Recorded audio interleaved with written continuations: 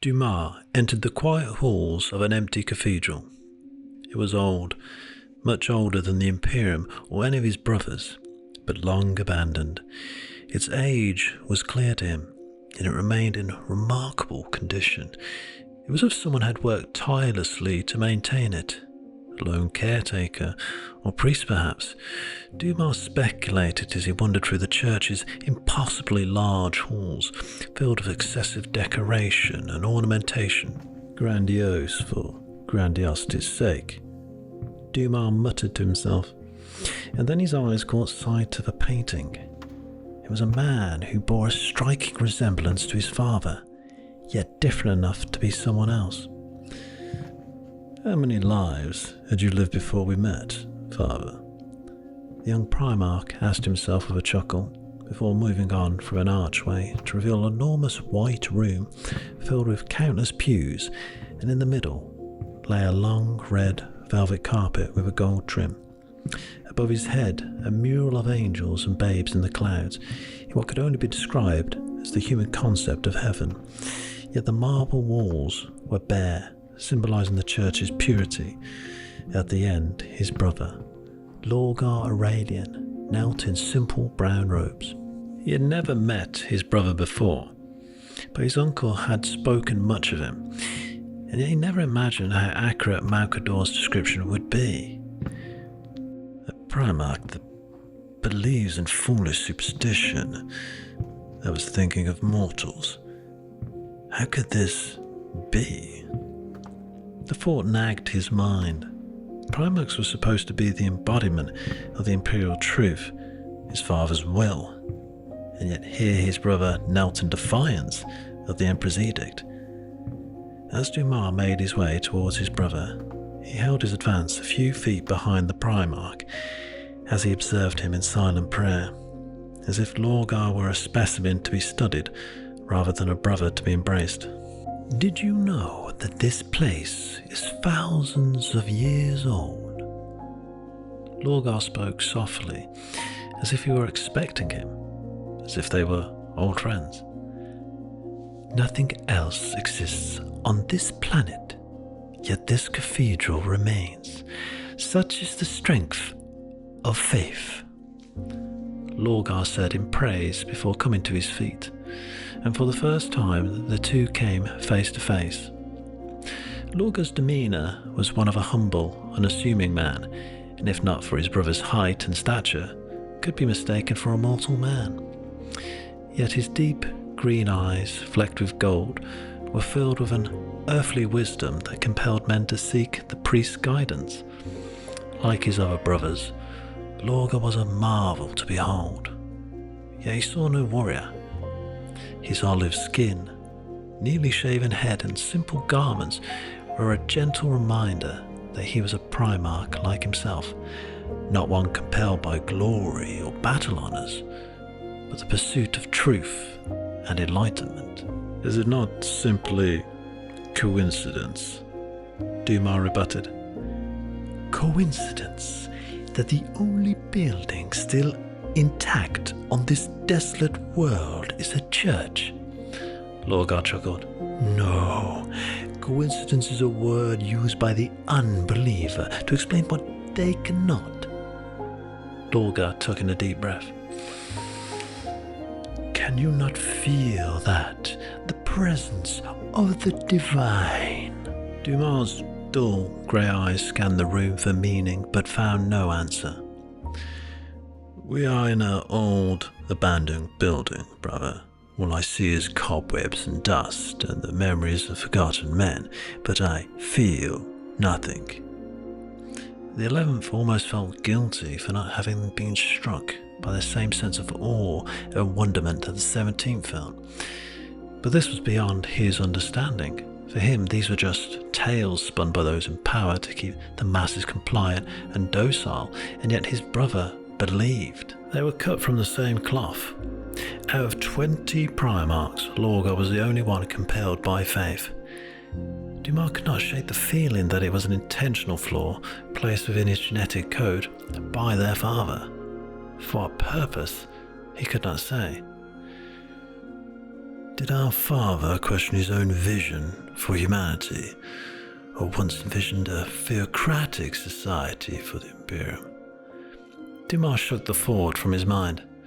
No, men are not born with the need for faith, they are indoctrinated by it.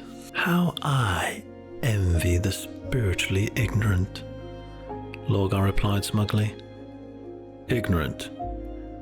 Dumah's pale face flared red at the insinuation. You think me ignorant because I seek proof? Uncle had warned him of the blind arrogance of the faithful. He was the ignorant one in Lorgar's eyes because he did not believe. How can you truly see all that is before you if you only see with your eyes? Am I supposed to see my hands and my feet as well? Faith is about proof. It is not about belief. Belief in what? A higher power. And what of science, reason, and logic? Can they explain all things in the cosmos?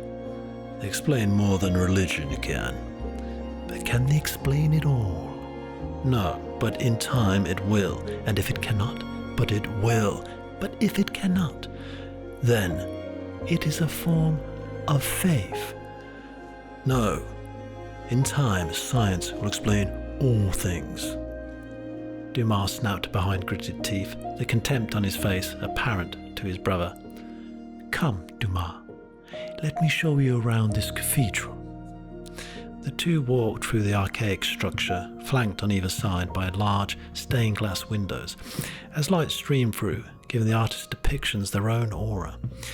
And then the peculiar reality of their effect on him was apparent. He was no longer angry. He had never understood his brother's fascination with art or its purpose beyond the aesthetic. But somehow, for some reason, in this place, he understood its intent. It made him feel ever so slightly more like his brothers. As the two Primarchs walked alongside one another, a quiet smirk appeared across Lorgar's face as he studied their designs, as if the mere sight of them validated his belief in God.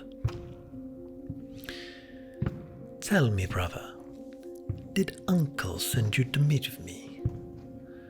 Lorgar had played him well. He knew exactly why he was there, and he saw no point in hiding the fact. He did. He believes that you can convert me from my faith, Lorgar said, full of amusement. That was my understanding of his intent. Dumah was surprised by his brother's candor. Why was he not angry? So, the scholar comes to debate the philosopher. Well, I won't make it easy on you. The two stopped in front of a marble statue depicting a crying woman.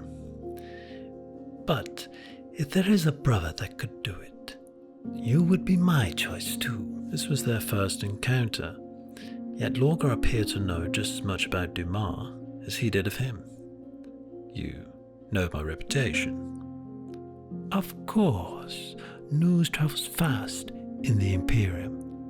When we heard the rumor of another Primarch discovered, most of us assumed that you would be more like the rest of our brothers. Morvo, warrior you mean? Quite. I was delighted to hear that you were an academic. That makes you closer to me than the others. How so? Because I preach our Father's divinity, whereas you preach his word. That makes us both men of ideas and principle. Lorgar turned to face Dumah, placing his hand against the fabric of his simple black tunic where his heart would be. In that way, we are the same. There was a brief pause between the two before Lorgar turned his gaze back on the statue. Makes you wonder why she's weeping. But you defy our father with your worship of him. Is that not a contradiction? Lorgar looked at him with a smile. Come, brother, you can do better than that. What god would not deny their divinity? You believe It is a test of faith. What is faith but a test of belief? And what if you are wrong? There was a brief pause between the two as they held each other's gaze, but Lorga's expression was one of a man who knew no doubt. Dumah envied his certainty. Come, I have more to show you. Lorga gestured with a hand to follow him. The two continued to converse as they made their way around the labyrinthine-like cathedral. Even Dumah had to admit that the building was an architectural marvel of human ingenuity. A pity that it was created as a testament to a fictitious deity, where its place could have been a great library or university, a great repository of human knowledge instead of a font to wayward ignorance. What is it that you have come to show me, brother? This, Lorga replied with his arms outstretched.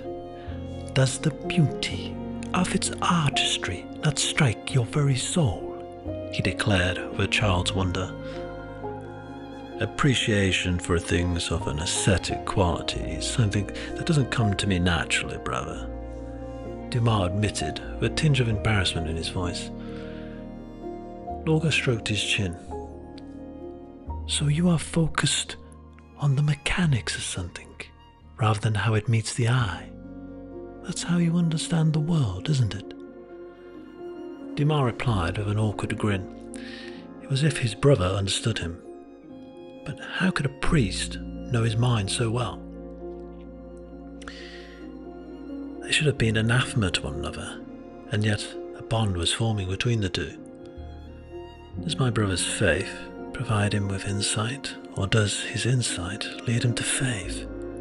The question gnawed at his mind. Lorga answered, with an understanding smile of his own, as they made their way up a flight of stairs to a small, candlelit study. Dumah sat in a firm, green, leather chair, next to a crackling fireplace, running a hand through his long, unkempt hair. The lapping flames from the fireplace made his dreary grey hair shimmer silver in the light. As he sat, his eyes studied his surroundings. He observed that his brother took comfort in ancient trinkets, paintings, ornaments, and relics. Even the air smelt of old books, burning wood, and incense. When Lorga returned, he set down 2 glasses on the table with an open bottle before taking a seat opposite him. Is that wine? Dumah inquired. Yes, very old wine too, Lorga announced with pride. Do old things provide you with pleasure? I suppose they remind me of a simpler time. A more ignorant time. Lorga smirked as he poured out the glasses. He did not mean the comment as a jest, but Lorga's humility was unfazed by the jab. Enjoy a glass with me, brother. Dumah took the glass in front of him, with his whole hand gripping it awkwardly before swallowing its contents in a single gulp. Lorga raised an eyebrow. Is it good? Dumah's taste buds were overwhelmed by the ripe flavour of fermented fruit. It tastes of old grapes, brother. Not quite understanding why humans derive pleasure from consuming beverages born of crude alchemy. I'm not surprised, swallowing like that. Anyone would have thought you were raised on Fenris. Now, let's try that again. Lorga poured him out another glass. Small sips next time, so you can appreciate its subtle flavour. Now then. Lorga lifted the glass to his nose first before taking a sip of his own. Let's begin our debate in earnest. You invite tests of faith. Was his brother that arrogant, or that blinded with faith, that he believed he could best him in a battle of ideas? But of course, Dumah, we are unlike our brothers. Their place is on the battlefield, but our war is a battle of ideas. Do you not see the brilliance of our father's design? One son born of absolute faith, and the other of scientific pragmatism. Balance, dear brother. We were destined to have this debate. Dumah thought on the matter for a moment before taking a sip of wine as instructed. Wouldn't that make our father seem undecided? Our father is quite clear about his feelings on religion. Is he? Lorgar asked before taking another sip of wine. Tell me, Dumah, what did you think of our father when you first met him? Did you believe he was a mortal man? Did not his mere presence and aura test your scientific mind? There are thousands of beings spread across the Imperium that have potent abilities, such as psychers, navigators, the custodies, or even our own sons. Even we seem like gods to mankind, yet we know the truth of the matter. We were created by our Father through science, not some miracle of faith. Not to mention Uncle. He alone has powers to rival Magnus, yet is he a god. Gifts from our Father. How can you know? Is there any other explanation? Where is the proof? How do psychics derive their power? That is unclear. How is that any different from faith? Faith is belief in the supernatural. Lorgar studied the contents of his glass as he ran a finger across its rim. And psychics are a product of nature? There is no proof to indicate otherwise. Sounds like faith to me, Lorgar responded smugly. Faith is predicated on the assertion of belief without proof. And your belief that our Father is not a god is predicated on what? The absence of proof is not proof, brother. And the distinction would be? If a simple tribe of humans came across a piece of ancient technology from old night, would they not think it was the work of the gods? Dumah's tone was as cold and stern as the face his father had given him. I believe they would recognize that it had a creator. And if they believed it was God and formed an entire religion around it, then their society would flourish and begin to grow. Even though their religion is based on a lie. Many religions in the past have been wrong about God, but history has shown us that man needs faith to flourish. And what of all the wars and genocides caused by religion? That is not the fault of religion. That is a flaw within man. Many more wars and genocides have been caused by atheistic societies. Then why now? Why not thousands of years ago? Why not at the very beginning of mankind's inception? Why wait until now for God to reveal himself to humanity?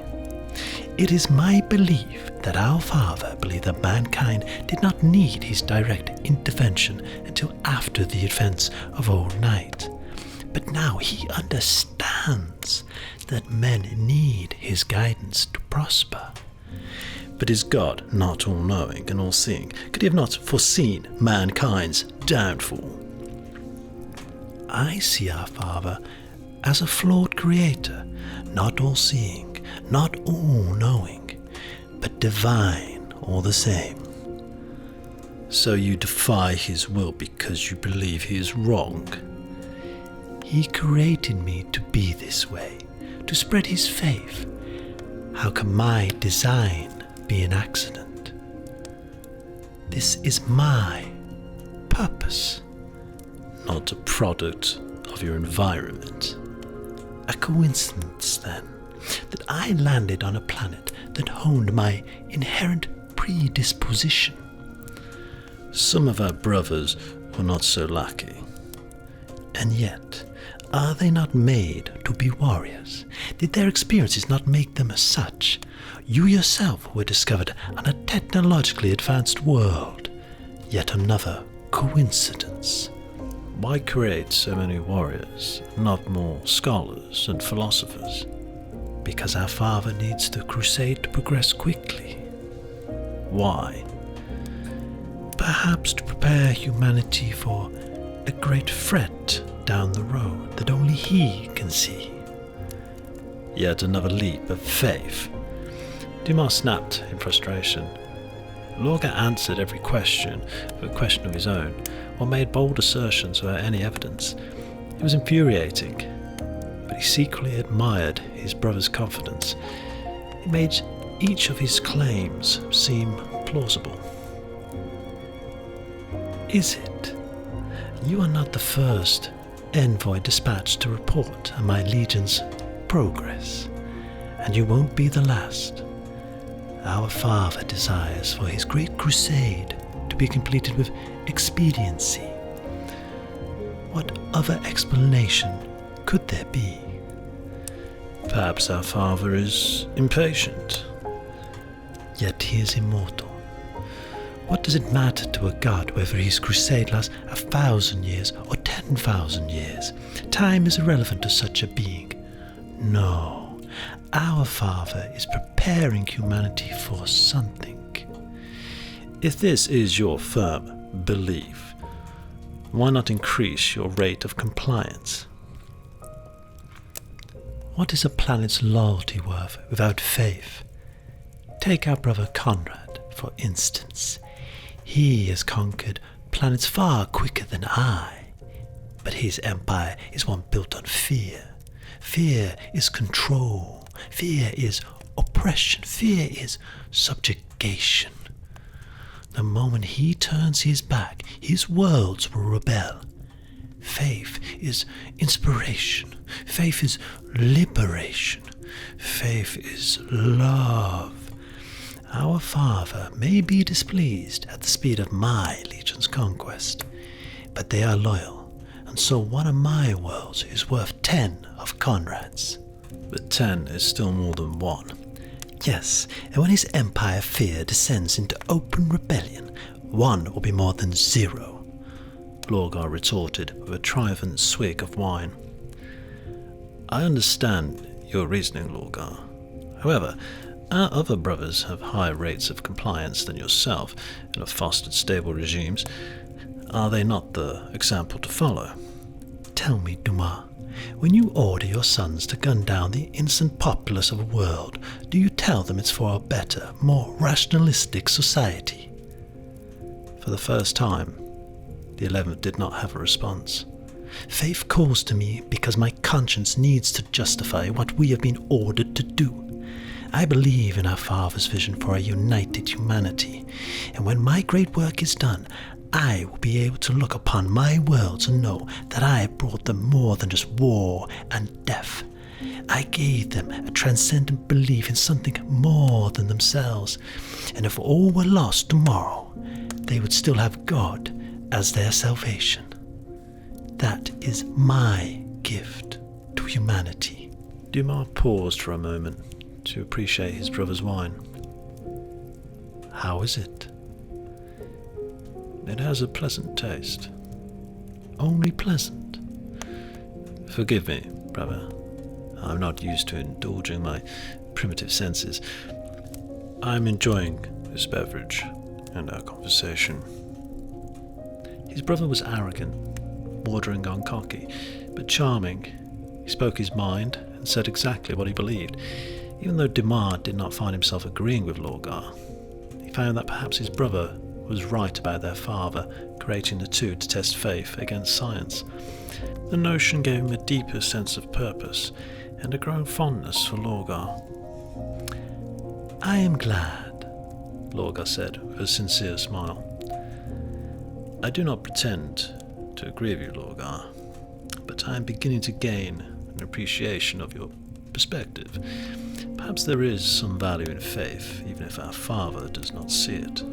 It is my hope that we will have many more conversations on the subject. He was not made to be a conqueror, and at times found himself lost in his role as one. It was not his purpose, It was a task given to him, as it was to all the Primarchs. He wondered if his brothers felt the same. Dumah shuffled uncomfortably in his chair. Something on your mind? Lorgar inquired curiously. Our brothers. I feel out of place around them. They are charming, they make jokes, they're great warriors, artists, and craftsmen. I feel as though my scientific mind has handicapped my ability to converse with them. Has your faith given you greater insight into your humanity? It has, but I'm not the most popular among our brothers, if that's what you're asking. Our brothers respect strength above all things. I'm not much of a warrior either. But that was never our intent. For all his intellect, his theoretical and practical understanding of mathematics and science, the one thing he needed most was a human need to be accepted by his brothers. They all had their place, as he did too.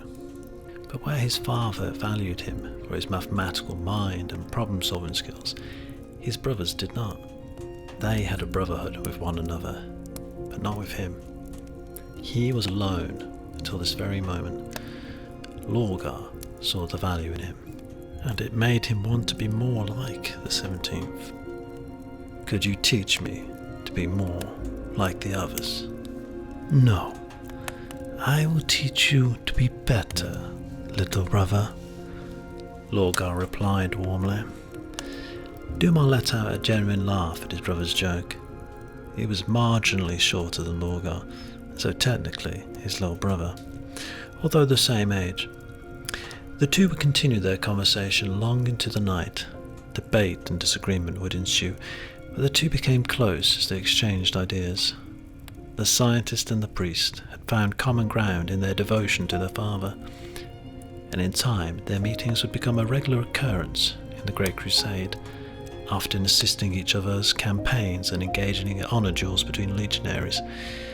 It was even known that their sons relished in debate as much as their fathers.